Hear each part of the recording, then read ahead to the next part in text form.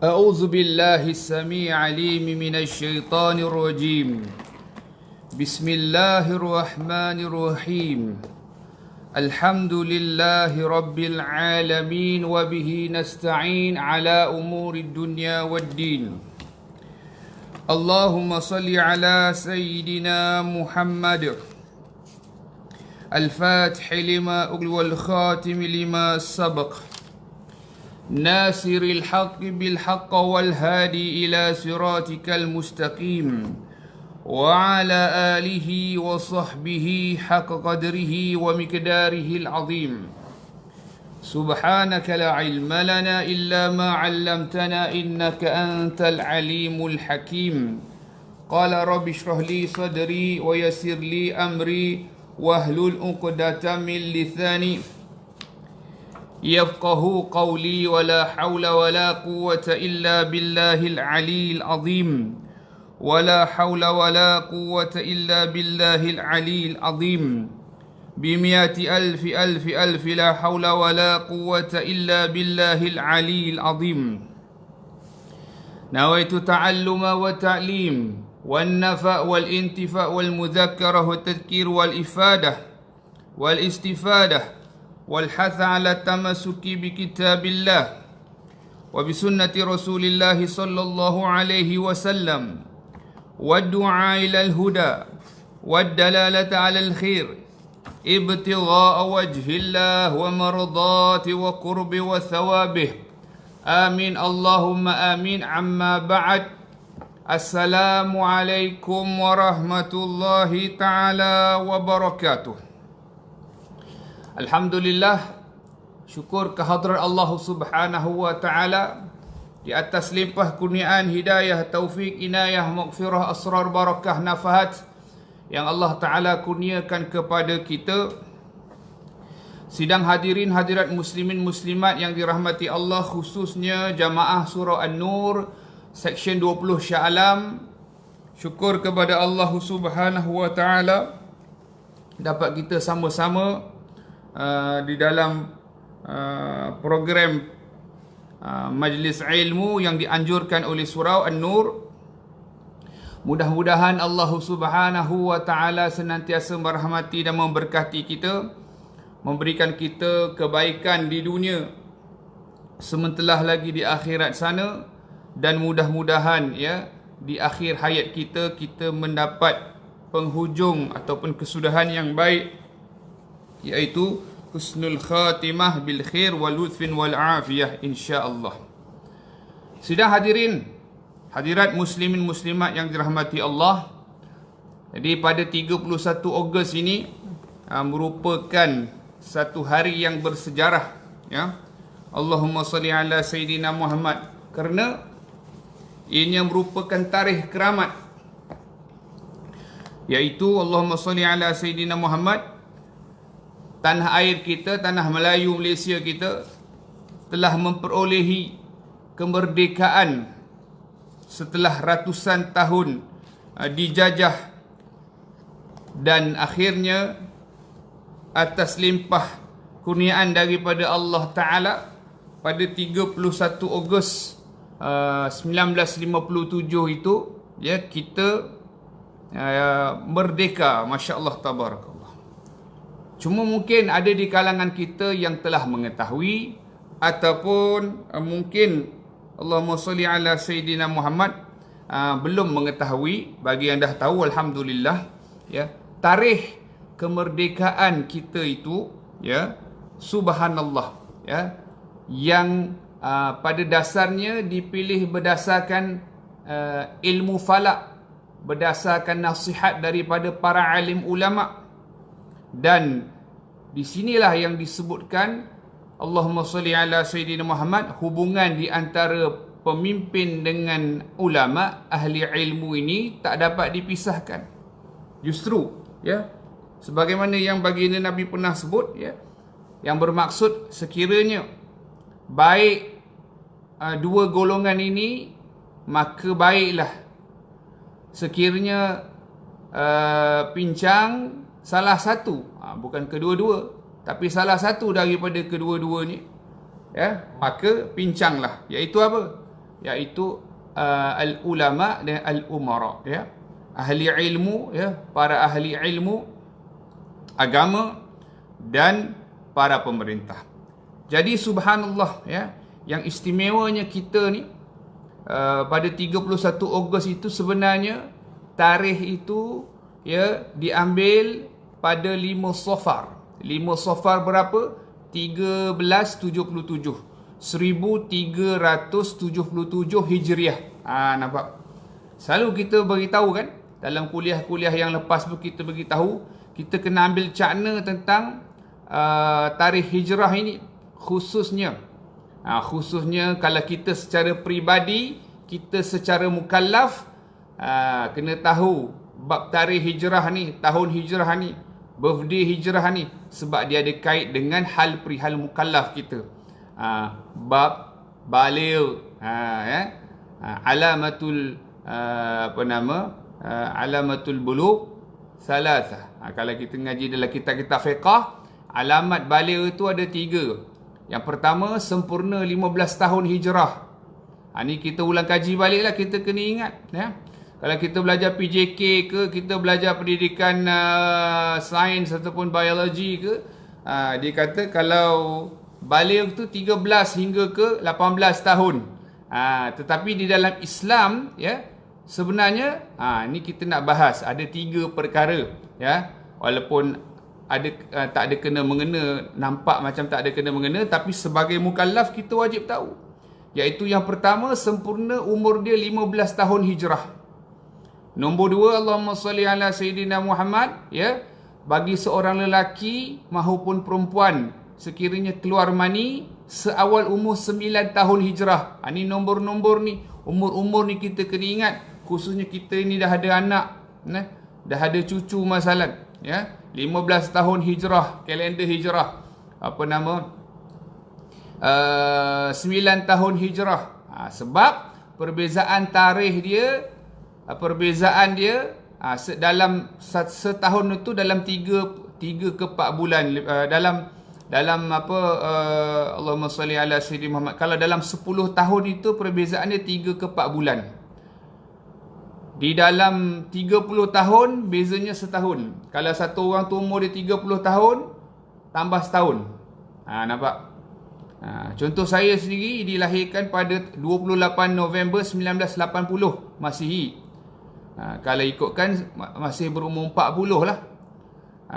Tahun ni 2021. Belum sampai birthday lagi. Tapi ikut kalender hijrah, umur saya dilahirkan pada 20 Muharram 1401. Maknanya saya di hujung bulan November, ya. Kalau kawan-kawan saya, sahabat-sahabat saya yang sebaya dengan saya tu lahir pada 1980, ya, mereka ni lahir pada 1400. Manakala saya 20 Muharram 1401. Maknanya pada baru ni 2 hari lepas, 1433, 20 Muharram, umur saya jadi 42 tahun. Nampak? Sedangkan kalau ikut kalender Islam, kalender Masihi belum lagi. Jadi penting di sini kita kena tahu, ya. Alamat baligh itu 3, iaitu 15 tahun sempurna tahun hijrah. Nombor 2, satu orang lelaki maupun perempuan yang keluar mani, tak kira apa cara, mimpi ataupun sebagainya, seawal umur 9 tahun hijrah. Ni nampak. Yang ketiga, Allahumma salli ala Sayyidina Muhammad, seorang perempuan yang mendapat haid seawal umur 9 tahun hijrah. Di sini kita kena faham. Dan nak masuk 9 ke 10 tahun itu, ya, dia punya jarak tu, beza dia ada antara 3 ke 4 bulan. Jadi kalau kita ikut birthday dia 9 tahun Masihi, maka dikhawatiri dia telah pun baligh awal daripada itu lagi. Apa signifikan dia? Signifikan dia apabila dia telah mencapai usia baligh, dia telah pun dalam kategori mukallaf, yakni berakal, baligh, sempurna panca indera, tidak buta dan pekak sekaligus, dan juga sampai seruan dakwah. Maknanya wajib ke atas dia puasa, wajib ke atas dia wajib ke atas dia solat dan sebagainya. Di sini kita nak faham. Jadi tu saya nak bagi tahu kepentingan, kepentingan dan rupa-rupanya, kalau kita kaji sejarah bagaimana tarikh kemerdekaan kita ini ditentukan oleh seorang ulama besar tanah Melayu, Syekhul Islam pada zaman dia, seorang ulama yang menguasai pelbagai disiplin ilmu, lebih dari puluhan disiplin ilmu yang beliau kuasai, termasuk ilmu falak, matematik, mantik dan sebagainya, iaitu Syekh Abdullah Fahim, ya, seorang ulama besar pada zaman beliau, ya. Dan juga Allahumma sholli ala Sayyidina Muhammad, kalau kita kenal, ya, beliau adalah datuk kepada mantan Perdana Menteri kita, iaitu Tun Abdullah Ahmad Badawi. Baik, Allahumma sholli ala Sayyidina Muhammad. Jadi tarikh yang dipilih itu adalah berapa tarikh dia? Bagi yang nak mencatat silakan, ya, iaitu 5 Safar 1377. Masya-Allah tabarakallah. Iaitu 3 Safar 5 Safar 1377 Hijri, bersamaan dengan 31 Ogos 1957. Tu. Jadi apabila dilihat menurut ilmu falak, ya, Allahumma sholli ala Sayyidina Muhammad, buruj-buruj, ya, indah yang cerah di langit bumi tanah Melayu Melaya pada ketika itu dilihat, ya, pada tarikh tersebut, ya, Allahumma sholli ala Sayyidina Muhammad, langitnya begitu indah. Maksud langitnya tu langit tanah Melayu pada ketika itu begitu indah. 4 buruj yang meninggi, ya, dilihat di ufuk barat sejurus terbenamnya matahari jam 7.19 malam pada ketika itu. Tu. Jadi kita kena ingat satu perkara, ya, kita ni sebenarnya kalau ikut kira peralihan hari itu ba'dal maghrib, ya, lepas maghrib dah jadi hari lain dah. Tu, masya-Allah tabarakallah. Cuma ada satu keistimewaan. Kalau tuan-tuan mengaji dalam kitab Al-Jauharul Mauhub wa Munabbihat Al-Qulub, siapa yang meninggal dunia pada malam Jumaat. Malam Jumaat dia kira bila? Lepas maghrib. Lepas maghrib bukan sampai maghrib hari Jumaat itu, tetapi disebut dalam kitab Al-Jauharul Mauhub wa Munabbihat Al-Qulub, iaitu sampai bila? Sampai the next ba'dal maghrib itu, until before Saturday punya pagi. Qabla sabah, sebelum subuh. Masya-Allah tabarakallah. Saya ulang sekali lagi. Tu keistimewaan kalau ada orang meninggal pada hari Jumaat, kan, diangkat seksa kubur, kan. Bila kira meninggal Jumaat itu, lepas, ya, maghrib azan je,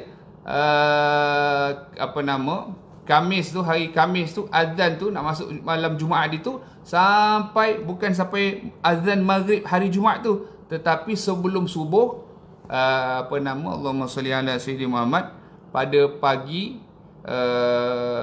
Sabtu tu. Itu keistimewaan. Itu cerita lain lah. Hak-hak lain tu sama saja. Baik, ya. Jadi dilihat 4 buruj yang cukup indah meninggi di ufuk barat sejurus terbenam matahari pada 5 Safar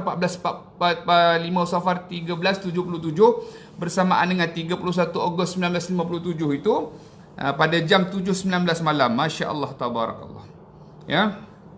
Jadi itu antara lain, ya, subhanallah, antara lain yang istimewanya, ya. Jadi ada hubungan ulama dengan pemerintah tadi. Mereka tidak membuat disebutkan tanpa panduan ulama. Masya-Allah tabarakallah. Istimewa lagi kalau kita lihat, Allahumma salli ala Sayyidina Muhammad, kalau kita tengok syiar agama kita, iaitu azan. Azan itu orang Melayu kita sebut bang. Bang tu sebenarnya bahasa Parsi. Yang ni laungan azan. Kita sebut bang tu faham, tukang bang, tukang azan. Dia satu syiar agama kita. Jadi laungan bang, laungan azan yang dilaungkan pada ketika itu juga merupakan satu syiar agama kita. Masya-Allah tabarakallah. Tak dapat tidak, sebab itu kalau kita dengar tok-tok guru pondok kita apabila mensyarahkan tentang Melayu, sebab apa? Sebab subhanallah, kalau kita tengok bangsa-bangsa lain, negara-negara lain, ya, sama ada tanah Arab ataupun di India ataupun di mana sahaja, ya, penerimaan Islam Rom ke Parsi ke, penerimaan Islam itu dengan apa? Pertumpahan darah, dengan peperangan. Subhanallah. ya. Akan tetapi istimewanya tanah Melayu kita ni, dia menerima Islam itu dengan penuh kelembutan, penuh dengan kasih sayang. Apabila satu orang raja itu memeluk Islam, maka seluruh rakyat dia memeluk Islam. Hingga kan pada zaman dahulu apabila disebut Melayu itu Islam. Sebab tu kadang-kadang ada setengah orang dia petikai. Petikai macam mana? Dia kata bila orang-orang yang bangsa asing, bangsa lain, Cina ke India atau bangsa lain yang masuk Islam, dia kata masuk Melayu. Sebenarnya kalau kita tengok kaedah nahwu, nisbatul umum wal khusus liwajhin. Dulu bila kata sebut Melayu je pasti Islam. Di situ nanti nak kena faham sejarah dia. Bukanlah kita faham bukan masuk Melayu, masuk Islam, tapi nak sebutkan 100%, ya. Bila sebut Melayu tu Islam. Di situ. Allahumma salli ala sayyidina Muhammad. Jadi tadi kita sebut syiar agama tu, laungan azan yang dilaungkan oleh Tan Sri Datuk Haji Hassan Azhari, masya-Allah, yang kita kenali sebagai tokoh Al-Quran, tokoh qiraat negara, masya-Allah, tabarakallah. Dan doa pengisytiharaan kemerdekaan yang dibacakan oleh seorang ulama, seorang mufti, seorang ahli tasawuf yang tersohor pada zaman tersebut, yang merupakan juga mufti Kerajaan Negeri Sembilan pada ketika itu, iaitu doa yang dibacakan oleh almarhum Tuan Guru Syekh Ahmad bin Syekh Muhammad Al-Linggi, yang merupakan tadi kita sebut mufti Negeri Sembilan, mufti Kerajaan Negeri Sembilan pada ketika itu. Setelah laungan bergema laungan merdeka, merdeka, merdeka. Jadi merdeka tu pun sendiri, masya-Allah, tabarakallah, nama yang nak dilaungkan itu pun dibincang dengan ahli ilmu dulu, masya-Allah, tabarakallah. Tu subhanallah. Sebab perkataan itu dikatakan belum lagi pernah diucapkan. Justru apabila dikaji semula, iaitu perkataan merdeka itu daripada perkataan mahardeka, iaitu satu bahasa lama, bahasa Sanskrit. Dulu sebelum orang Melayu kita ni, dulu zaman kuno dulu guna bahasa ni lah, Sanskrit. Maksud mahardeka ni merupakan maknanya kaya, makmur, berkuasa. Masya-Allah, tabarakallah, makna yang baik. Subhanallah, subhanallah, tu antara lain. Lepas tu kalau dijawikan pula, mim ra, merdeka, ulama sebut, mim tu mengikut, ra tu rasul, tu, lepas tu yakin, yakin kepada Allah, yang kepada yang esa, iaitu Allah Ta'ala, subhanallah. Jadi dia akronim itu semua menunjukkan ada makna-maknanya yang tersendiri. Tidaklah Allahumma salli ala sayyidina Muhammad tiada makna, tetapi ada yang disebutkan sebagai hikmah dan falsafah di sebaliknya. Apabila kita kaji hingga ke lebih ke belakang lagi, sebelum kerajaan yang disebut sebagai Allahumma salli ala sayyidina Muhammad, empire, bukan sekadar kerajaan, empire Melaka, subhanallah, empire Melaka ini, sebelum dijajah oleh Portugis, menunjukkan kita ni sebuah empire kerajaan yang cukup agung, yang menguasai banyak jajahan takluk, dan juga telah mempunyai kelebihan dari sudut ketenteraannya, dari sudut teknologinya, dari sudut ekonominya, dan juga Allahumma salli ala sayyidina Muhammad, berkat kerajaan negeri ataupun empire negeri Melaka itu, Islam tersebar seluas-luasnya pada ketika itu, subhanallah. Jadi subhanallah, Bab kata Sayyidina Umar Al-Khattab radhiyallahu anhu, kalau kita pernah dengar, ya, apa nama? Kita ni mulia bukan kerana apa? Kita mulia kerana Islam. Kalau tak pegang Islam itu, mana tak mulialah kita. Subhanallah. Jadi dengan berkat Islamnya, raja-raja pada ketika itu, Islamnya, rakyatnya, kemudian seluruh hinggakan apa? Kalau kita tengok dalam kita kaji sejarah, hukum Qanun Melaka itu, Masya Allah, Tabarakallah, hukum Qanun Melaka itu menggunakan hukum syariat Islam itu sendiri. Kalau kita belajar kan, dalam Islam ni ada 4 bahagian dia, betul? Ibadah, muamalah, munakahah dan jinayah. Jadi ada belaka. Subhanallah. Kalau kita tengok pada batu bersurat Terengganu tu sendiri, dituliskan hal perihal mengenai hukum hakam, jinayat. Bagaimana kalau satu orang itu berzina, wa'iyazbillah, tak berkahwin, apa hukum dia? Kalau berkahwin, apa hukum dia? Tak kahwin 100 kali sebat, kalau berkahwin dia rejam sampai mati. Itu ditulis pada batu bersurat itu. Subhanallah. Justru kita kena kaji balik. Kalau kita kaji balik, sebenarnya bagaimanakah kejatuhan kerajaan ataupun empire Melayu Melaka itu, banyak faktor-faktornya. Allahumma salli ala Sayyidina Muhammad, sehingga kan antara lain pengkhianatan demi pengkhianatan yang berlaku. Pecah rahsia dan sebagainya. Kalau kita kaji sejarah yang betul lah, bukan sejarah-sejarah yang telah ditempered ataupun telah kita sebut sebagai telah diubah oleh penjajah, ya.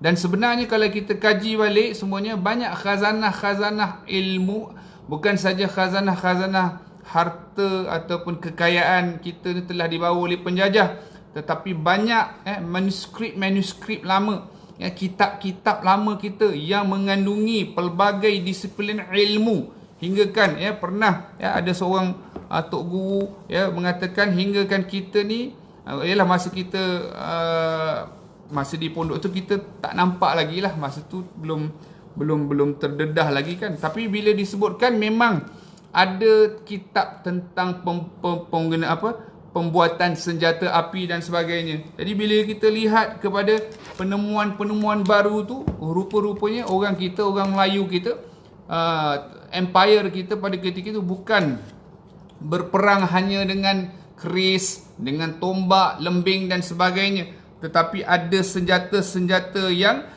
hebat seperti rentaka. Tu ada sebut tu,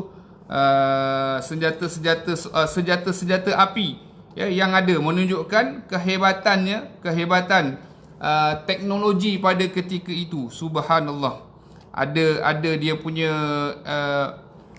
meriamnya, ada dia punya senjata seperti kalau saya baca, saya tengok dalam kitab, disebutkan, baginda, kalau saya tengok dalam satu kitab sejarah yang merupakan catatan daripada orang penjajah Portugis sendiri, nama dia Fernão Lopes, History of the Exploration and Conquest of the Indies by the Portuguese, disebutkan tentang senjata yang ada pada kota Melaka ataupun empire kota Melaka pada ketika itu. Dalam disebutkan, saya terjemahkan, dalam pada itu Sultan mempertahankan kota dengan pagar-pagar kubu kayu dan parit-parit. Selain daripada tentera dan gajah, baginda mempunyai 8,000 pucuk senjata api. Ini bukan kalau nak kata kita reka-reka, dia orang sendiri yang tulis, ada dalam manuskrip mereka. Separuh daripadanya berukuran di antara meriam dan senapang. Subhanallah. Itu antara lain. Ada senjata-senjata. Dan apabila kita kaji balik, subhanallah, ada yang lebih menarik juga, subhanallah, sebagaimana satu surat yang diutuskan oleh, ni biasa kita dengar ni nama penjajah ni, Alfonso de Albuquerque. Ketika mana Melaka jatuh di tangan Portugis, ketika mana Portugis berjaya menawan Melaka, Alfonso de Albuquerque telah menghantar peta. Peta apa, tuan-tuan? Peta dunia. Orang Melayu kita dah tulis peta dunia. Dia hantar peta tersebut kepada Raja Emmanuel I, Raja Portugal. Dia katakan, saya mengutuskan kepada tuanku sebahagian daripada salinan peta yang besar yang dibuat oleh seorang nakhoda yang menunjukkan peta Tanjung Harapan, yakni Afrika, Portugal, negeri Brazil, Laut Merah, Laut Parsi, Kepulauan Maluku, laluan-laluan pelayaran dengan laluan pelayaran terus ke China dan Formosa, Taiwan yang diambil oleh kapal-kapal. Panjang dia punya tulisan tu. Nak bagi tahu, kata Allahumma salli ala Sayyidina Muhammad, hebatnya. Hebatnya. Subhanallah. Kalau kaji, ya, kaji tentang teknologi mereka ni, subhanallah. Justru perlu kita ingat satu perkara, ya. Jangan sesekali kita memperlekehkan orang kita sendiri, bangsa kita sendiri. Kalau kita kaji balik sejarah kita ni, kita merupakan satu bangsa yang masya-Allah tabarakallah, ya, hebat, ya. Allah Taala berikan banyak kelebihan, banyak kelebihan, diberikan keberanian, diberikan kepintaran, kebijaksanaan. Cuma, ya, kita kena kaji balik, kita kena ingat balik sejarah kita. Allahumma salli ala Sayyidina Muhammad, ya. Yang ni yang penting, kita kaji balik. Kadang-kadang kita tak tahu, ya. Saya bagi satu contoh. Bila tiba bulan Muharram saja, ya, bulan Muharram kan ni bulan ni, biasanya orang dulu-dulu, ya, orang dulu-dulu dia mandi keris. Kalau orang tak faham, orang ingat mandi keris ni dia akan kata macam puja, ataupun masukkan apa nama kita sebut sebagai buat benda-benda yang khurafat. Tapi kalau dia kaji betul-betul sejarah, dia tanya ahlinya. Ahli, kita kena tanya ahli. Bab agama, kita kena tanya orang agama. Allah Ta'ala berfirman, fas'alu ahlu zikri in kuntum la ta'lamun. Bertanyalah kamu kepada orang-orang yang benar mengetahui sekiranya kamu tidak mengetahui. Ini arahan daripada Allah. Jadi hal kalau kita tak tahu, saya ambil contoh, ya. Saya ambil contoh, kalau orang dulu-dulu ambil apa ni, keris kan, mandi keris. Orang tak faham kenapa buat bulan Muharram, kenapa berasap semua, nanti dia akan kata puja, bagi makan jin. Tak. Baik, di sini kita nak sebutkan, saya bagi contoh saja ni. Ini kita nak bagi kita macam satu cetusan lah. Mungkin ada yang pernah dengar, mungkin ada yang dah tahu, tapi mungkin yang belum pernah tahu ataupun belum pernah dengar, kita kenalkan, ya. Jadi kenapa dilakukan pada bulan Muharram? Sebelum tu tadi kita sebut senjata orang kerajaan Melayu tu bukan keris saja, lembing saja, dengan ada rentaka, dengan ada umpama senapang, senjata api, meriam dan sebagainya, kapal mendam berahi, lancang kuning tu semua ada, ya. Kapal yang cukup hebat, ya. Di sini saya nak fokuskan contoh, ya, pada bulan Muharram orang dilakukan mandi keris. Kenapa pula tu? Sebab gini, orang Melayu ni tahu hukum. Kenapa kita kata tahu hukum? Sebab sebelum Muharram apa? Sebelum Muharram Zulkaidah, kemudian Zulhijjah, kemudian apa dia? Muharram. Ingat tak bulan apa ni tiga-tiga ni? Zulkaidah, Zulhijjah, Muharram. 3 bulan ni merupakan bulan haram, betul tak? Ashharul Hurum, betul tak? Selain daripada satu lagi, iaitu bulan apa? Ya, antara bulan sebelum iaitu bulan Rajab. Jadi pada 3 bulan ini orang Islam, orang Melayu kita tahu hukum, tak boleh berlaku pertumpahan darah. Jadi kecuali kalau ada yang kita kena serang lah, itu ada perbahasan lain dalam fiqh, ya. Tapi haram berlaku pertumpahan darah. Maka pada waktu tersebut keris itu disimpan. Selepas bulan Muharram kan, nak habis dah Muharram ni, iaitu bulan Safar, kemungkinan senjata itu diguna.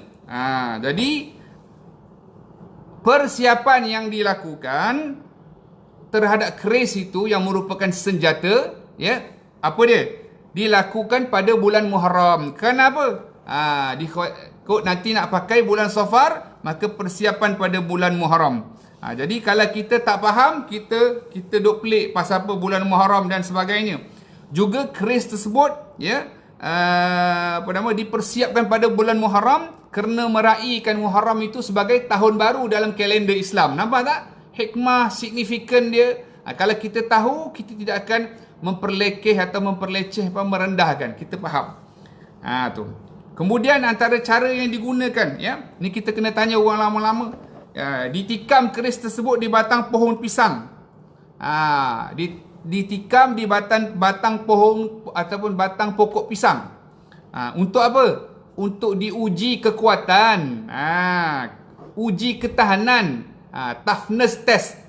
Toughness test itu ujian orang dulu punya ujian lah. Sebab apa? Ditakuti dalam masa 3 bulan kan, Zulkaidah, Zulhijjah, Muharram, ya, mungkin ada retak ataupun patah pada keris tersebut. Ada berlakulah proses. Kalau kita tahu proses kimia tu adalah berlaku ke rasti ke dan sebagainya. Jadi kenapa dipakai batang pisang? Batang pisang ke betis manusia lebih kerah, dia tanya. Sudah tentulah batang pisang. Kalau keris tu mampu untuk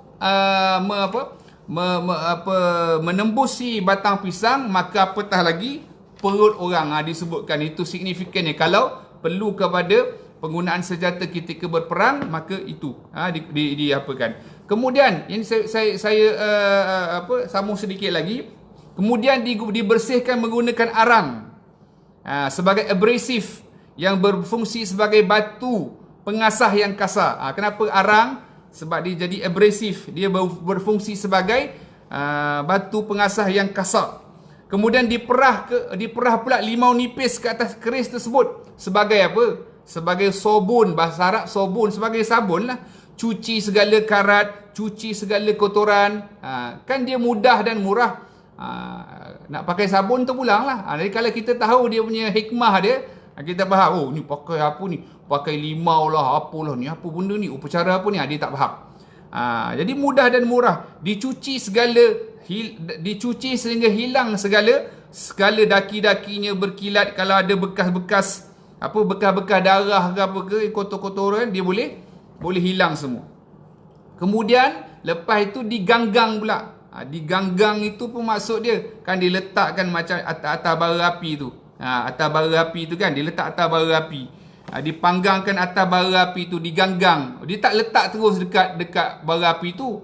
Dia tak lecur macam tu, dia macam letak ke atas. Tu. Diganggang, dipasang pada tempat bara dan dilalukan keris tu pada bara api. Apa maksud dia? Diganggang itu sehingga kita merasa hangat keris tersebut. Maknanya besi tu jadi hangat. Kalau letak terus ni jadi cair ke dan sebagainya. Ini dia bila kita belajarkan molekul kan, belajar dalam fizik molekul itu di dalam pepejal umpama iron ataupun metal, bila dikenakan heat, dia akan ada proses, betul tak? Structure dia akan structure dia punya molekul dia akan zigzag and then bila tak dikenakan balik kepanasan tu, dia akan structure tu akan tersusun dengan baik dan dia akan lebih solid, lebih pejal, betul tak? Lebih kuat. Jadi diganggang hingga kita merasa hangat keris tersebut. Yang dimasukkan dengan ganggang tu bukan asapnya. Kita bukan nak asap dia, kita nak hangat je. Kalau orang tak faham, dia kata asap apa? Asap bagi makan jin. Tak, kita bukan nakkan asap ni, kita nak hangatnya, panas dia. Tujuan ganggang itu bukanlah pemujaan. Bagi orang tak faham, dia akan kata macam tu. Akan tetapi adalah metal heat treatment. Metal heat treatment. Untuk meningkatkan, yang saya sebutkan tadi, meningkatkan ketahanan besi keris itu. Serta mengeringkan saki baki air limau yang terdapat di celah-celah besi. Kerana sifat besi pada keris itu adalah porous. Porous ni apa? Berliang. Dia berliang. Sebenarnya dia berliang. Bila, kan tadi kita sebut, bila dia dah kena dengan heat itu, dia akan, molekul dia akan disperse. Kemudian bila dia dah sejuk balik, dia akan padu ataupun mantap. Maka diganggang keris itu untuk mengelakkan air limau tadi yang telah kita gunakan cucikan keris tadi, untuk daripada meresap ke dalam liang-liang keris yang akan menyebabkan keris itu menjadi karat di kemudian hari nanti. Masya Allah, ini semua chemical ni. Saya sebagai seorang sebelum masuk pondok, sebagai seorang yang mengaji kejuruteraan kimia ni pun, saya tak tahu benda ni sebelum ni. Jadi kita mengaji dengan tok-tok guru kita, tok-tok guru pondok kita, Masya Allah, tabarakallah. Bila saya masuk pondok ni, baru saya tahu benda-benda ni. Subhanallah, ya. Jadi sementara diganggang di tempat bara, diletakkan wangi-wangian seperti setanggi dan gaharu. Bukhur tu, Bukhur tu kan benda sunnah Nabi SAW, bagi wangi. Bukan asap kemenyan tu, kemenyan apa? Orang Melayu sebut kemenyan lah, tapi kita ni sebut bukhur, gaharu, setanggi, bagi wangi. Jadilah harum keris dia sambil dapat kita mengamalkan sunnah berwangi-wangian. Jadi kita kena faham. Lepas tu, keris ni pula diperbuat bukanlah daripada besi yang diambil merata-rata, tetapi besi yang digunakan untuk buat keris ni ditempa daripada raw iron ore. Betul-betul raw. Jadi keris ni, dia ni bila sebut keris dua beradik, bila orang dulu sebut keris dua beradik, bermaksud dua keris tersebut berasal daripada seketul besi yang sama. Bancuhan daripada keris-keris tersebut sengaja dicampurkan untuk mewujudkan chemical reaction. Apabila terkena darah ataupun apabila dia menusuk, dia jadi bisa bila ditikam. Walaupun keris tu tak dilumurkan dengan racun sekalipun, kerana due to the fact that chemical reaction yang berlaku antara metals tersebut menyebabkan apabila terkena pada darah, dia jadi racun terus. Subhanallah. Kalau kita belajar dalam chemical tu adalah chemistry ni memang ada sebutlah. Subhanallah. Nak menunjukkan advance-nya orang kita dulu. Subhanallah. Hinggakan saya baca dalam satu kitab teknologi Kesultanan Melaka, disebutkan orang kita dah cipta kompas dia sendiri dah pada zaman dahulu. Sebab tu orang Melayu kita dah orang Melayu kita telah pun mengelilingi dunia. Yang first kali mengelilingi dunia adalah orang Melayu kita. Memang ada, termasuk dalam sejarah. Kemudian lepas dah buat semua tu, dibacakan surah Al-Hadid ayat ke-25. Keris tadi tu dibaca surah Al-Hadid ayat 25. Jadi kalau orang tanya, ini apa, bid'ah ke apa? Nanti dulu, jangan terus cakap bid'ah. Sebab semua perkara dia ada bacaan dia, betul tak? Kita masuk tandas ada bacaan tak? Ada bacaan dia. Kita melihat cermin ada bacaan dia tak? Ada bacaan dia. Kita mendengar guruh ada tak? Kita dengar guruh ada tak bacaan dia? Ke buat tak tahu? Takut tak ada. Tak ada. La haula wala quwata illa billah. Kita ada bacaan dia. Justru bila dengan besi yang digunakan untuk mempertahankan syiar agama, mempertahankan diri syiar agama, pun ada bacaan dia. Nampak tak? Di situ. Bukan pandai-pandai, semuanya ada sandaran dia. Dibacakan ayat surah Al-Hadid tu ayat 25 sebanyak 40 kali. Ada sir lah 40 kali ni, memang kita sedia maklum lah. Dengan niat supaya besi ni, keris ni dapat membantu aku untuk menegakkan syariat Allah, dan jangan pula besi itu untuk menderhaka kepada Allah Subhanahu wa taala. Justru masya-Allah tabarakallah, orang kita ni sebab tu bersendi, adat bersendikan syarak. Jangan main-main. Tak Melayu hilang di dunia. Sebenarnya tak Melayu hilang di dunia ni dia ada mubtada khabar dia. Dia bukan berhenti di situ. Tak Melayu hilang di dunia selagi Melayu berpegang pada agama. Di situ. Kata-kata hang tuah tu sebenarnya dipotong separuh. Sebenarnya takkan Melayu hilang di dunia. Yang dipadamkan itu sebenarnya ada, iaitu selagi Melayu berpegang pada agama. Di situ. Subhanallah. Jadi apabila dia dah baca ayat tersebut, kemudian diniatkan agar membantu menegakkan syariat Allah Ta'ala, jangan pula dengan besi ni, keris ni menderhaka pada Allah Ta'ala, bunuh orang tanpa hak dan sebagainya. Justru bila kita buat itu, kita sedar besi ataupun keris itu digunakan dengan tuntutan kalimah Allah, demi meninggikan kalimah Allah, agama Allah Ta'ala. Nampak tak? Subhanallah. Terakhir, diminyakkan keris itu dengan minyak yang sesuai, minyak besi ke dan sebagainya, supaya tidak karat. Diminyakkan keris tersebut di seluruh keris, dan kita syahadahkan dia. Sebenarnya kita simpan elok-elok, siap keris kita. Subhanallah. Di antara lain yang diajar oleh tuan guru kami Syekh Abu Zaki bin Yusuf As-Singhafuri, yang beliau terima daripada tuan guru Baba Abdul Aziz Asy-Syafi'i. Subhanallah. Itu antara lain. Jadi kenapa saya ceritakan perkara ini? Supaya kita kembali. Kadang-kadang bila dengar keris saja, tapi apa signifikan dia? apa signifikan dia, ataupun perasap ke itu bagi makan jin ke. Nampak? Itu cerita ke, belum cerita tadi yang tadi saya kata rentaka dan sebagainya, belum cerita lagi tentang kapal layar.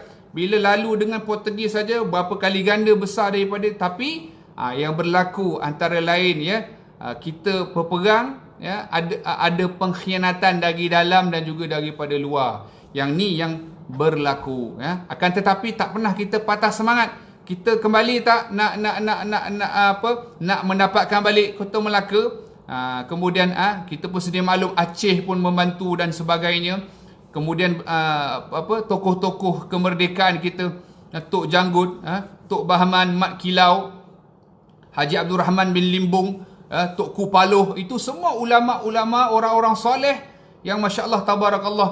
Dan bila mana kita dah merdeka, datang komunis pula, ya, komunis 14 hari, bagaimana cuba nak menghuru-harakan tanah Melayu kita. Jadi ulama-ulama kita, para aulia kita yang menjaga ya kawasan masing-masing ya, melindungi rakyat ya, bekerjasama dengan pemerintah, dengan sultan ya, nak menjaga keamanan, memagar tempat-tempat itu semua ya. Hubungan antara ulama, orang soleh, pemimpin dan sebagainya tak pernah tak pernah putuslah. Justru kita pun sama. Kalau nak selamat dunia akhirat ini, tak dapat lain kita kena ikut ulama.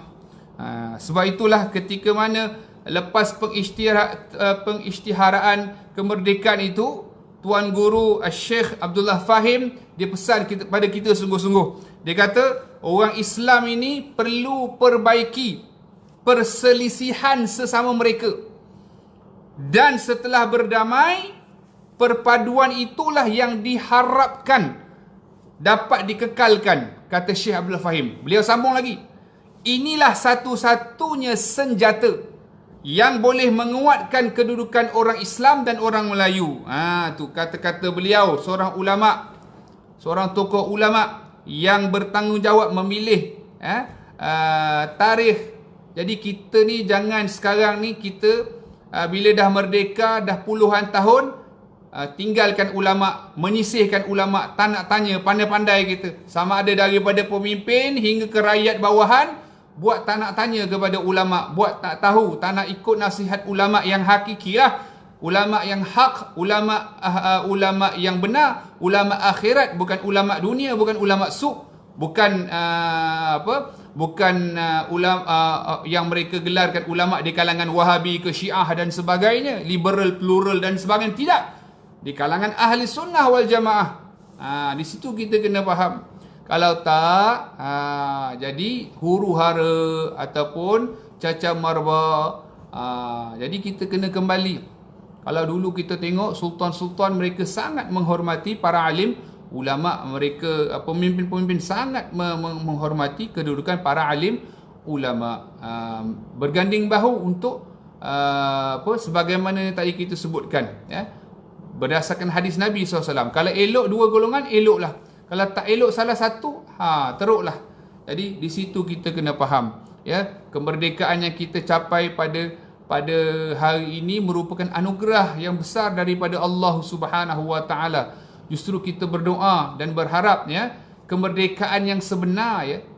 Apa dia kemerdekaan yang sebenar? Kita hidup di dunia ni taat perintah Allah, tinggalkan larangan Allah, mati di dalam husnul khatimah bil khair wal afiyah, dan di akhirat kelak setelah habis di mahsyar dan sebagainya, Allah redha, Allah rahmati, Allah ampunkan dosa kita, dan Allah masukkan kita ke dalam syurga yang tertinggi, mudah-mudahan bersama dengan baginda Nabi Muhammad sallallahu alaihi wasallam, dapat kita melihat Allah Subhanahu wa taala, bebas daripada api neraka, sebagaimana yang kita selalu doa pada Allah, Rabbana atina fid dunya hasanah wa fil akhirati hasanah wa qina adzabannar. Jadi kita minta tu. Itulah kemerdekaan yang hakiki, kemerdekaan yang sebenar. Dan justru saya pun pohon kepada kita semua, saling doa mendoakan, saling nasihat menasihati, teruskan pengajian menuntut ilmu, khususnya ilmu fardu ain, jangan tinggal tauhid, fiqh dan juga tasawuf. Bagaimana satu orang tu dia nak anggap diri dia merdeka kalau diri dia masih lagi berdosa di sisi Allah Ta'ala dengan dosa yang besar. Dosa yang besar macam mana? Orang yang tak sempurna fardu ain dia dikira berdosa pada setiap masa, setiap ketika, setiap kerlipan mata, setiap denyutan nadi, setiap degupan jantung, setiap hembusan nafas dia, hayunan tangan dan kaki dia, masih lagi berdosa, bahkan berdosa besar di sisi Allah kerana tak sempurna, tidak mau mengaji ilmu fardu ain. Bila stop dosa tu? Bila dia mula mengaji dan telah menguasai dan sempurna ilmu asas fardu ainnya paling tidak. Kalau tak dikira merdeka lagi lah. Walaupun dah puluhan tahun kata merdeka, justru ini adalah untuk semua pesanan agar kita boleh buat. Dan insya-Allah Ta'ala sekiranya ada kelapangan rezeki dan masa, kita akan bertemu lagi di dalam majlis ilmu yang dianjurkan oleh surah An-Nur, section 20 Shah Alam. Dan insya-Allah bagi yang siapa nak mengikuti pengajian pun bolehlah ikuti pengajian saya di Facebook saya, Ustaz Muhammad Huzaif. InsyaAllah akan diadakan pengajian-pengajian yang seterusnya insya-Allah Ta'ala. Mohon maaf salah silap ya sekiranya ada, dan terima kasih atas perhatian tuan-tuan dan puan-puan yang dirahmati Allah Ta'ala. Panjang umur kita bertemu lagi. Wabillahi taufiq wal hidayah. Wassalamualaikum warahmatullahi ta'ala wabarakatuh. A'udzubillahi minasyaitonirrajim. Bismillahirrahmanirrahim. Alhamdulillahi rabbil alamin wassalatu wassalamu ala asyrafil anbiya'i wal mursalin sayyidina maulana Muhammadin nabiyyin wa ala alihi wa sahbihi ajma'in. Allahumma nawwir qulubana bi nuri hidayatika ma nawtal arda bi nuri syamsika abadan abada bi rahmatika ya arhamar rahimin. Allahumma rzuqna taufiq wal hidayah wal inayah wal istiqamah. Allahumma rzuqna ikhlasan fi jami'il firud wa fi jami'il ahwal. Allahumma faqihna fid din wa 'allimna ta'wil futuhal 'arifin. واهدنا إلى صراطك المستقيم يا مقلب القلوب ثبت قلوبنا على دينك وعلى طاعتك ربنا تقبل منا إنك أنت السميع العليم تب علينا يا مولانا إنك أنت التواب الرحيم ربنا آتنا في الدنيا حسنة وفي الآخرة حسنة وقنا عذاب النار صلى الله على سيدنا محمد وعلى آله وسلم والحمد لله رب العالمين تقبل الله منكم. السلام عليكم ورحمة الله تعالى وبركاته. Merdeka. Allahu Akbar.